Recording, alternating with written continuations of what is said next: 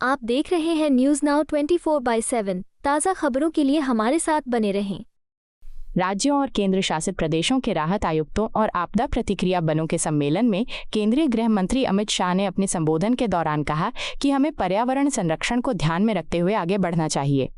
उन्होंने ये भी कहा कि पिछले 11 वर्षों में प्रधानमंत्री नरेंद्र मोदी के नेतृत्व में भारत सरकार ने आपदा प्रबंधन के क्षेत्र में जो कार्य किए हैं वे अत्यंत सराहनीय हैं।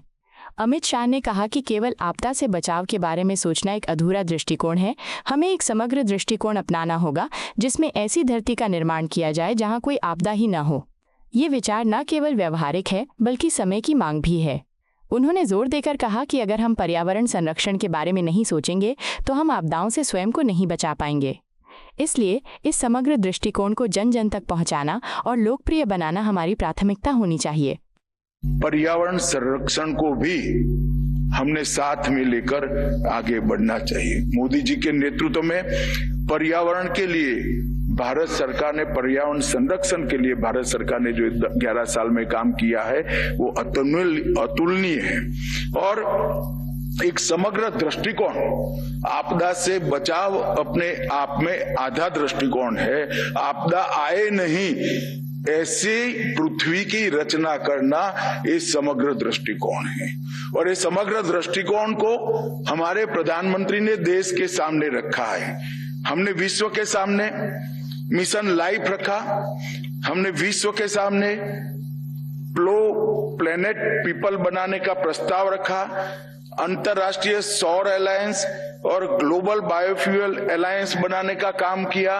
और आपदा प्रबंधन के क्षेत्र में मोदी जी ने 10 सूत्रीय एजेंडा आपदा जोखिम न्यूनीकरण का दिया, CDRI की रचना की और G20 में आपदा जोखिम न्यूनीकरण पर टास्क फोर्स का गठन भी किया।